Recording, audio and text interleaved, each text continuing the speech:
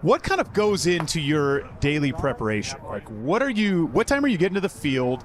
How are you going? Like, as soon as you walk in, what does your routine look like? We need to know.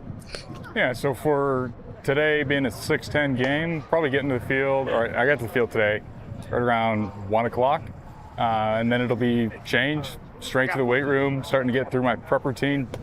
Got a couple different things that are important to me that I do every day, and then I have some things that I'll do a couple times a week, so I'll alternate them, and if I need to lift, I would lift, and then by the time I'm done all that, I'm basically ready for stretch, go change, put some pants on, come outside, get my bands and weighted balls done, and then it'll be ready for catch play, and then shag and BP after we run.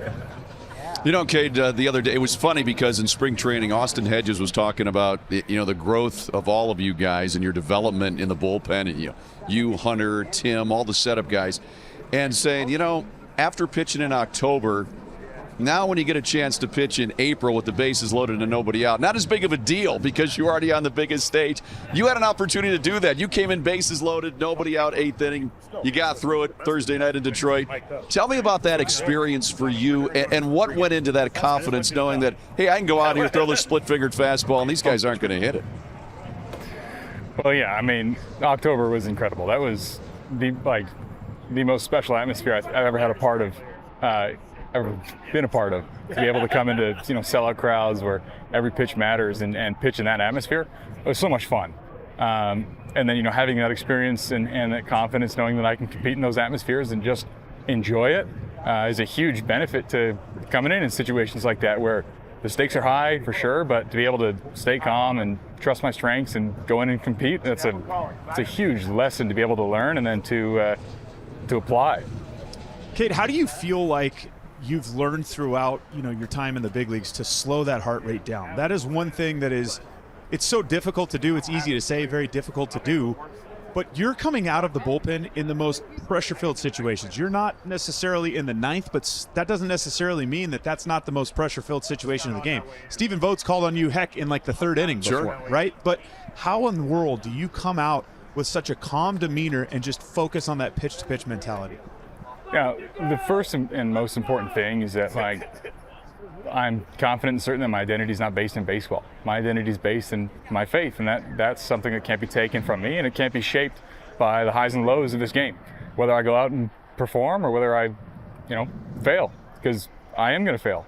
But the good news is that doesn't define me. That doesn't affect who I am, how I am with my family, with the guys in the clubhouse. And so I can shake it off. I can learn what I can from each appearance, regardless of the outcome, and then I can move forward and continue to learn from it. So from that point of view, I think it's easy to have a calm mentality and try and be as consistent and steadfast and level-headed as possible, because I think that's the way that I'm going to be the biggest blessing to the guys who are in the clubhouse. What a great answer that was. That was a very good answer. But you know what? He's a pretty smart guy. He turns out he is. Yeah, I mean, so Cade, when I was in college, I majored in communications. I got made fun of a little bit. I had a 3.25, felt pretty good about it. Chris, I majored in baseball. Yeah, that's pretty much what it was. You had like a 2 or something, maybe a little higher. Hey, I had a 2.1. You had a 3. I had a 3. You had a 3. You say so. Well, Cade had a 3.95, and he's majoring in science. And how were you able to balance that? I mean, you're going to college, you're playing Division I baseball, and you're at a 3.95, man. That couldn't be easy. In Hawaii. Yeah, I mean, there's a lot of distractions there. That's right. So I can head out to BP and shag, and you guys still got me? That's correct? Yep, still got you. All right. Well, I think as far as trying to continue to learn, that's always been kind of a big important part of how I was raised. Both my parents are educators, so there's a lot of importance. There's a lot of importance in education and really applying yourself to the tasks that you are given. And so, for me, as far as choosing my major, I'd rather do something that I found really interesting, even if it would be challenging, than something that would be just not interesting and kind of monotonous. So that's why I chose biology. That's something I found was fascinating. And I learned to enjoy, to apply myself to that. That's fantastic. You are full of great answers today. All right, so Cade, you go to University of Hawaii, obviously majoring in biology. Why Cleveland? I know you had the opportunity to sign with a few different organizations. Cleveland stuck out to you in a certain way. What was the reasoning for that? Yeah, so there was a couple different, not being drafted in 2020, I was able to be a free agent for that signing period afterwards. And so I had the opportunity to meet with a couple teams and to talk to them and kind of get to learn, what things would be like in the minor leagues. I had, no experience with it before, so I wanted to ask questions and I wanted to learn. I had heard from my agents and other sources that Cleveland was renowned for their pitching development. And so that was one of the things that was really a deciding factor, is that, I'm good. Yeah. Is that already even in the first couple of meetings that I had with them, they were presenting me with numbers and different kind of pitching concepts that I had never heard of, and they were helping identify some of the strengths that I didn't know I had, and they were actually able to put that into concise terms. So that was eye-opening for me. And then the other thing was that they didn't sign a whole lot of guys in that 2020 draft class outside of who they drafted. There was other teams I was talking to who were looking to sign a dozen right-handed relievers. Just take them cheap and see what happened. But Cleveland was not like that. They said that they were signing, I think it was 4 guys that they ended up signing. And so, that was a kind of statement towards me that they were going to be intentional and actually invest into me. And be willing to put the resources into me and give me an opportunity. And so when I did sign and go to Cleveland, it was with the intention that I'm dropping out of, university school to go to baseball schools. I'm going there to learn, to try and take advantage of the resources that they have, knowing that they're renowned for being phenomenal pitching development organization. Hey, I noticed some guys were talking to you out there. They're saying, hey, what is that thing in your ear? Are you okay? Exactly. I'm like, this guy's crazy. He's talking to himself. They say that about me all the time. Don't worry about it. And we talk about Cleveland being pitching you as well, and pretty much what you said, you've echoed what so many guys have said too. What makes the organization so special as far as your experience goes to developing pitchers like yourself? Well, one thing that I think is really cool is that going through college, I learned how to learn. That was the most valuable skill I think I developed during that time.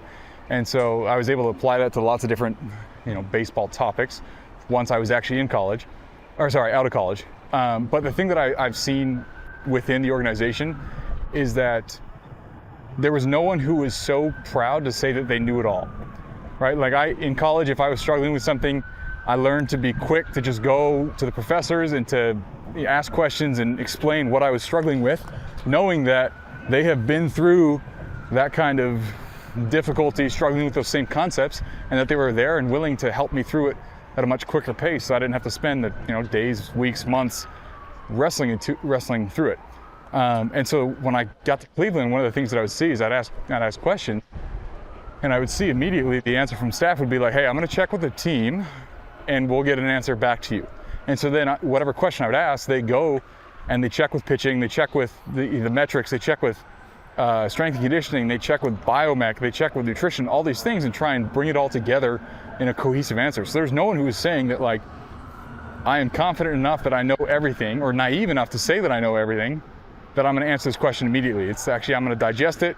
I'm going to refer to other people who are experts in areas that I know my knowledge runs out, and then we're going to come with a cohesive answer. So that's one of the beautiful things I think I've seen in this organization coming up. Yeah, there's plenty more where that comes from too. And obviously I know you know that. I mean, Al and I know that as well. Let's get into a little bit of the metrics, because we're playing a team right now, the Los Angeles Dodgers, that are world renowned for their knowledge of metrics and maybe taking things to the next level. When you're out there on the mound, obviously that's not something you're thinking about, nor should it be, but after the fact, right? Are you diving into what, maybe certain spin rates or spin axes are? Are you relying a little bit more on the feel that you had when you were out there, the results maybe that you got, and then kind of tweak as you have to go from there? I think that, baseball being a game of adjustments, it's that cat and mouse mentality where you're going to do something and maybe when you show up, you're unknown, you have these strengths, you use them. And then you're going to see that the league is going to adapt. They're going to look for those things. They're going to look at the scouting reports, the metrics, and they're going to try and adapt and formulate an approach against you. And then you have to recognize that and adjust to it, and on it goes. So at this point, I'm not it's not like I'm going to throw out the things that I know are my strengths in order to try and add some spin rate to something. So the adjustments are smaller, right? They're more mentality, approach, execution than it is that I'm going to all of a sudden add a new pitch or try and do something different to make it move more or make it, harder or something. Like, I'm not going to make such drastic changes at this point. It's about going out and competing with what I have. Coming up to the minor leagues, for sure, there was off seasons where we are going to add a new pitch. We're going to scrap your 2 breaking balls and focus on just 1, and we're going to see what kind of a shape it can settle into, and we're going to tweak it and refine it and try and get it to the point where it's consistent, and then you can execute it. Cade, something that I found very interesting, both your parents Division I athletes, basketball players. You're a big kid. What led you to baseball other than your rocket arm that said, you know what, this is the sport for me, not the sport my parents played? Well, I mean, I did play basketball all the way up until my senior year of high school, but I was never phenomenal at it or anything. And I also didn't develop a rocket arm really until about 2 years ago. So I was a late bloomer for sure. But, there was a couple times my dad had told me that he wished he had stuck with baseball rather than basketball because he's 6'3", and he said that he wasn't tall enough, and I'm 6'5", and there's still some guys play basketball who make me feel really short. But yeah, basically what it came down to, the reason he chose basketball is because he loved it more than baseball.